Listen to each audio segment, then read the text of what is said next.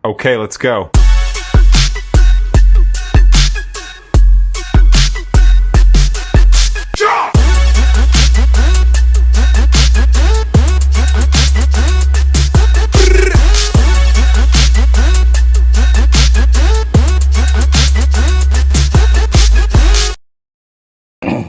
Yo minasan konnichiwa, apa kabar semua? Assalamualaikum warahmatullahi wabarakatuh.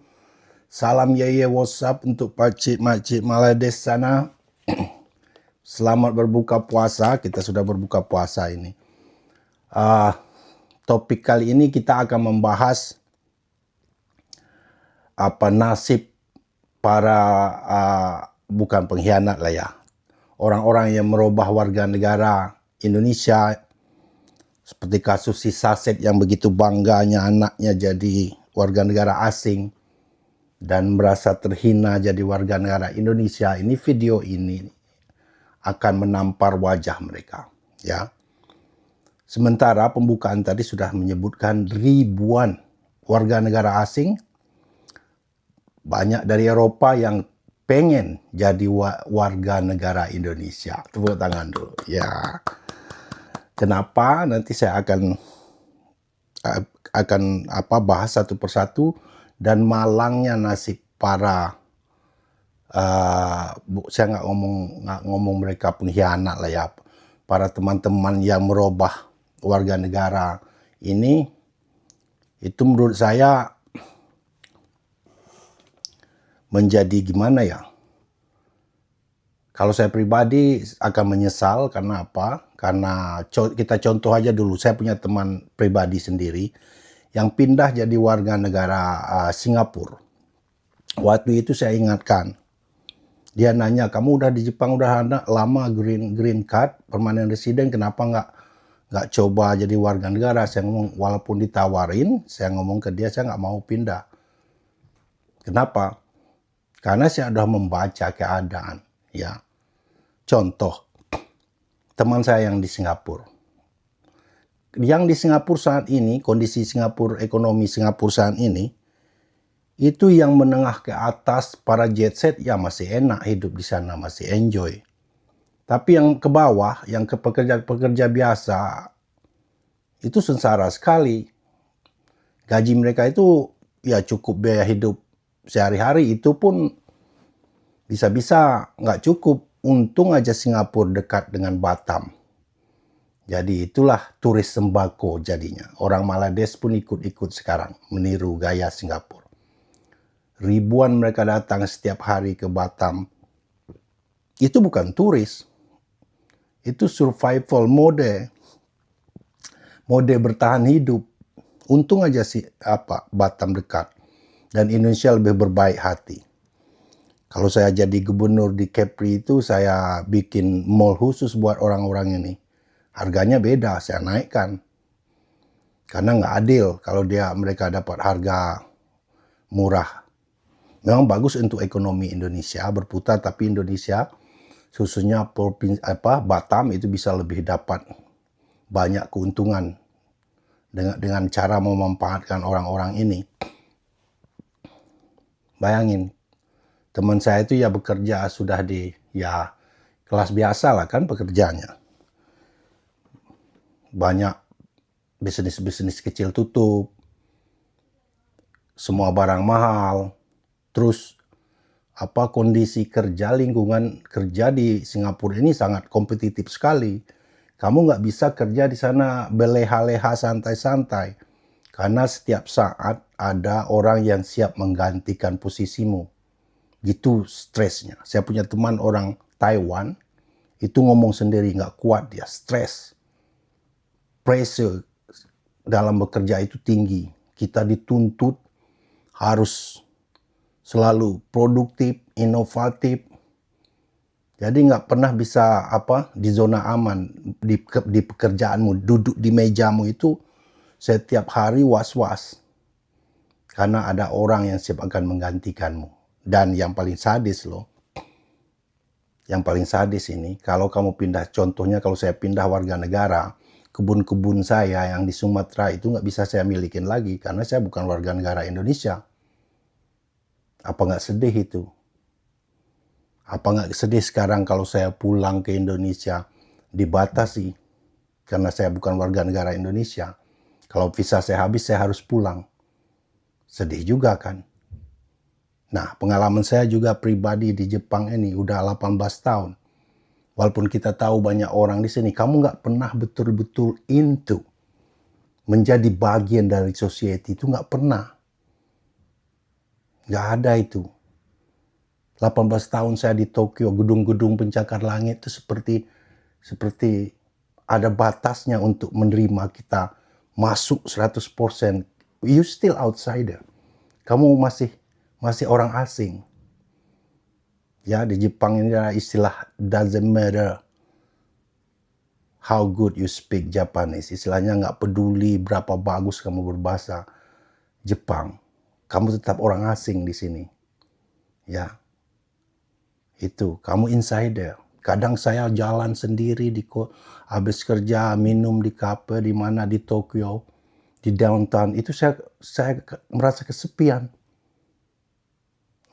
Lonely in the big city. Kesepian di kota besar.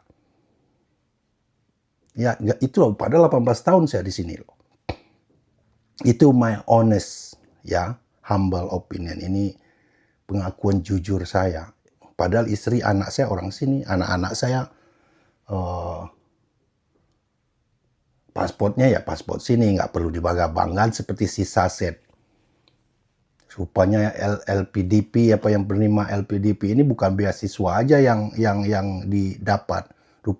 Rupanya biaya hidupnya semuanya ditanggung sama pemerintah. Memang beasiswa gaya ini pakai uang rakyat miliaran, kata si Benik Bentul. Miliaran per tahun dananya. Biaya kita jalan-jalan ditanggung sama pemerintah. Biaya kita pacar masuk hotel ditanggung sama pemerintah. Cobalah beasiswa yang dapat oleh si Saset dengan suaminya ini. Enaknya aja dia ngomong menghina negaranya.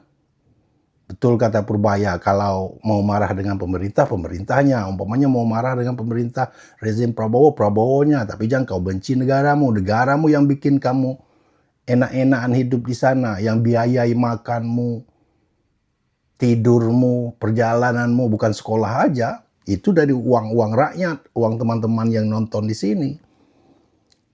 Jadi itulah menurut saya ini tamparan yang menarik sekali.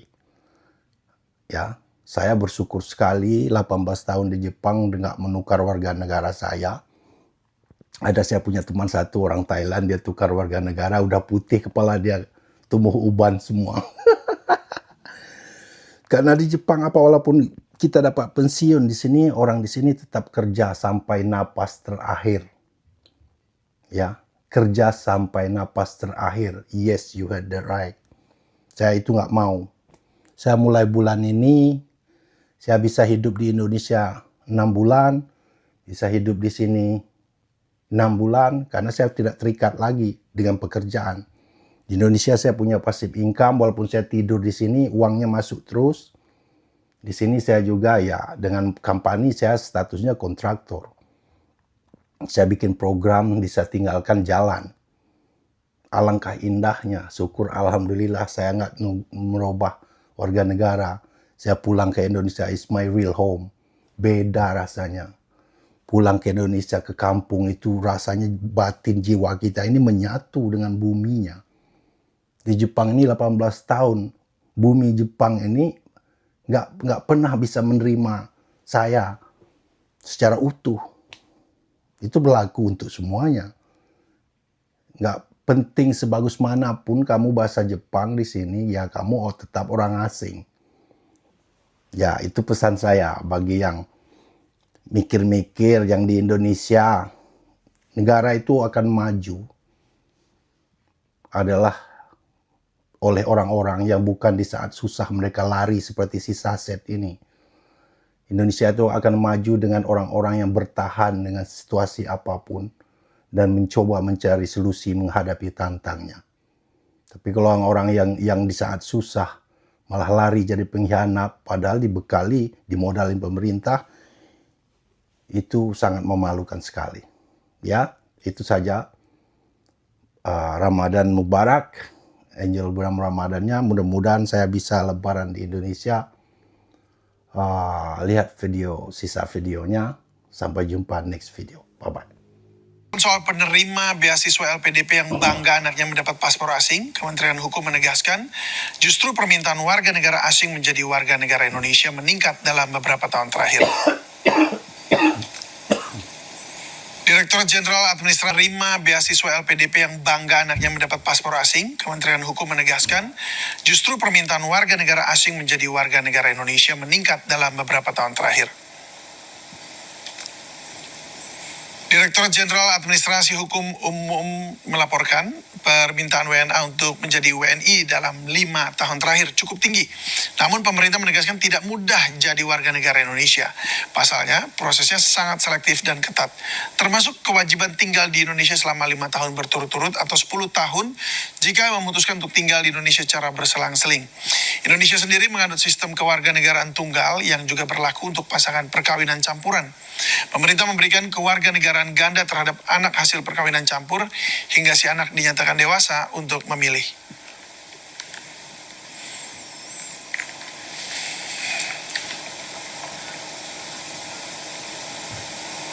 Jadi banyak minat dari ratusan bahkan ribuan kalau kita total 5 tahun terakhir ingin menjadi warga negara Indonesia, dan tidak semuanya sekarang diproses karena memang ada keterbatasan persyaratan yang demikian ketatnya. Ini menunjukkan bahwa menjadi warga negara Indonesia bagi warga negara asing merupakan sebuah kebanggaan, merupakan sebuah cita-cita yang mereka inginkan. Bahkan diantaranya juga ketika kita tanyakan dan kita wawancarai, kenapa ingin menjadi warga negara Indonesia?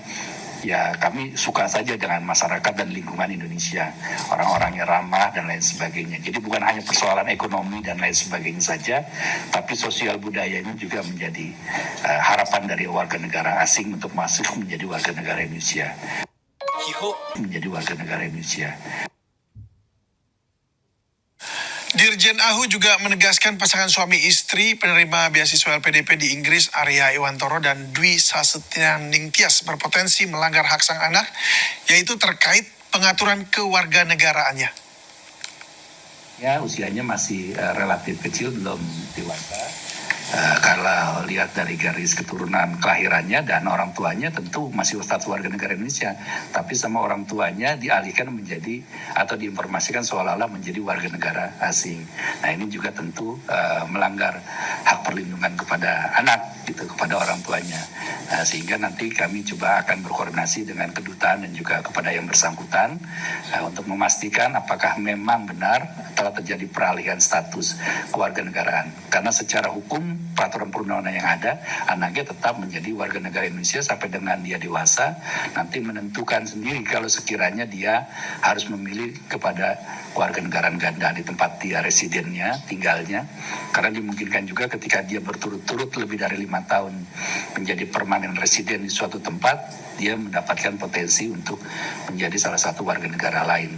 Tapi secara aturan peraturan perundang-undangan, otomatis yang melekat dalam dirinya karena bapak ibunya adalah WNI, ya dia otomatis menjadi anaknya warga negara Indonesia. Ini yang nanti kita harus tegaskan kembali. Sebelumnya dalam unggahan di media sosial, seorang wanita asal Indonesia tinggal di Inggris bangga anaknya mendapat paspor asing. Viral di media sosial, warganet rame-rame mengkritik karena wanita ini dan suaminya adalah penerima beasiswa LPDP.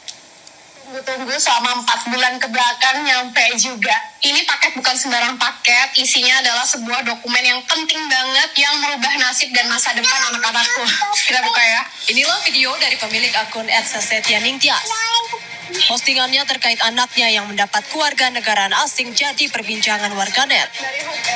Hal ini lantaran statusnya dan sang suami sebagai mantan penerima beasiswa Lembaga Pengelola Dana Pendidikan alias LPDP.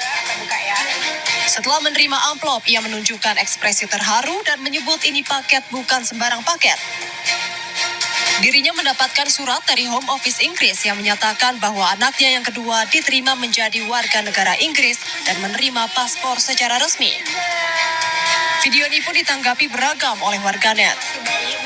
I know the world seems unfair, tapi cukup aku aja yang WNI, anak-anakku jangan. Kita usahakan anak-anak dengan paspor kuat WNA itu.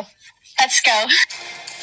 Sejumlah netizen pun bahkan mencari tahu data riwayat pendidikan dan status LPDP pasangan suami istri tersebut. Sementara ia dan sang suami merupakan penerima program LPDP dari pajak rakyat. Namun kritikan warganet ini justru dibalas oleh Sasetia Ningtyas. Usai viral di media sosial, Sasetia Ningtyas pun mengunggah tulisan permohonan maaf. Ia menyebut video tersebut dibuat sebagai bentuk rasa kecewa dan frustasi sebagai WNI terhadap kondisi Indonesia hari ini. Tim Liputan iNews melaporkan. Beasiswa Lembaga Pengelola Dana Pendidikan LPDP dikenal sebagai salah satu program beasiswa paling bergengsi dan kompetitif di Indonesia. Dan berikut sejumlah artis di Indonesia yang pernah mendapat beasiswa LPDP untuk menempuh pendidikan di universitas ternama dunia.